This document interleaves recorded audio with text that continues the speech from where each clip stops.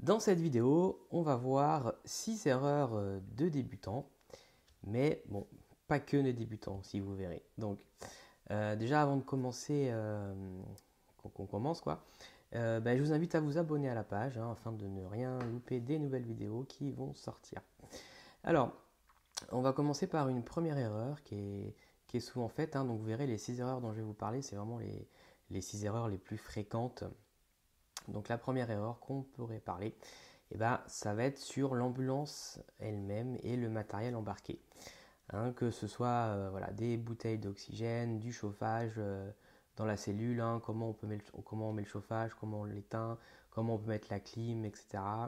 Que ce soit l'utilisation du brancard, des différents kits, comme le kit accouchement, le kit brûlure, où est-ce qu'il est rangé, ou qu'est-ce qu'il y a dedans, comment on utilise le matériel qu'il y a dedans.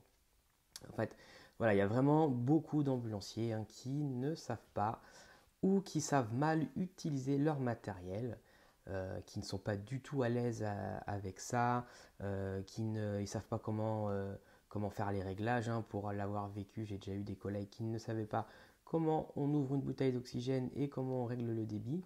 C'est du vécu. Euh, il y en a beaucoup d'ambulanciers qui ne connaissent pas du tout l'utilisation du matériel, des endroits où c'est rangé dans l'ambulance, dans les sacs de secours, dans quelle pochette ça va être rangé.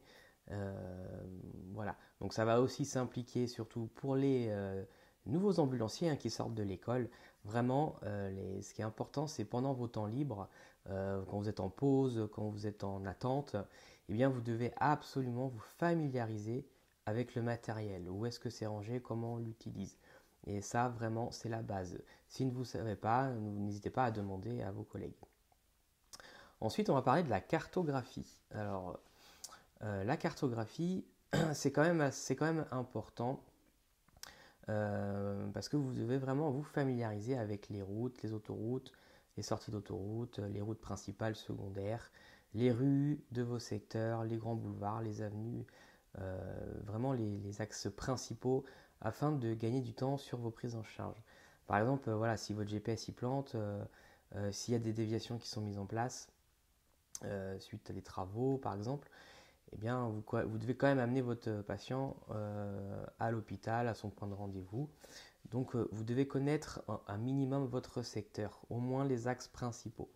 Vous n'avez pas forcément besoin de devenir aussi compétent que Google Maps ou Coodwise, mais dès le premier jour. Mais bon, vraiment, regardez vraiment votre secteur, étudiez un peu la cartographie de votre secteur, où se trouvent les hôpitaux principaux, comment y aller, vraiment les routes principales qu'il faut emprunter.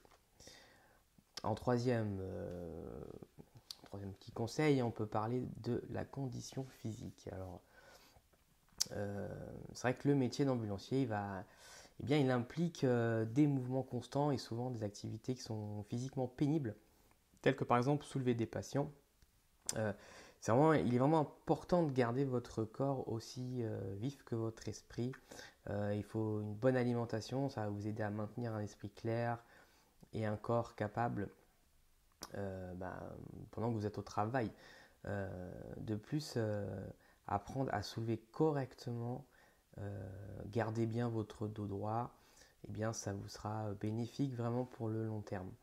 Euh, c'est vrai que la pratique d'une activité régulière, euh, une activité physique régulière et raisonnée, ça va contribuer ça contribue à la prévention des maladies, des troubles musculo-squelettiques, ça va favoriser votre bien-être.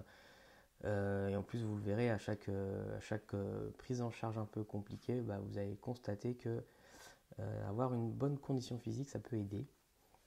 Et vraiment, votre corps, il vous remerciera sur le long terme. Euh, un quatrième conseil, que je pourrais donner aussi, c'est de rester humble.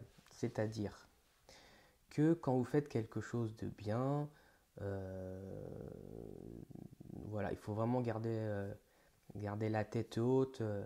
Il faut faut rester sur terre, quoi. Il faut vraiment rester humble. Euh, ce que je veux dire, c'est que il faut pas être arrogant, il faut pas se prendre pour un médecin ou je sais pas quoi, mais voilà, il faut vraiment rester humble, c'est la base. Et puis, il n'y a pas besoin je dirais pas de se la péter, mais voilà, on n'est pas des héros, quoi. Voilà, faut vraiment rester humble. Euh, Cinquième conseil aussi, que je dirais vraiment pour les nouveaux qui sortent de l'école, qui n'ont pas vraiment d'expérience, c'est d'essayer de trouver chercher un mentor. Un mentor, eh bien, il faut essayer de vous entourer voilà, d'ambulanciers qui sont dans votre entreprise ou ailleurs, hein, pas forcément dans votre entreprise. Essayez de trouver des ambulanciers qui sont vraiment investis. Euh, Grâce à eux, en fait, voilà, vous allez vraiment progresser rapidement, ils vont vous apprendre des choses. Euh, c'est vraiment la base aussi. Enfin, euh, si vous voulez progresser rapidement, essayez de trouver ce que j'appelle un mentor. Voilà. Et le sixième conseil que je pourrais donner aussi, c'est de continuer à vous former.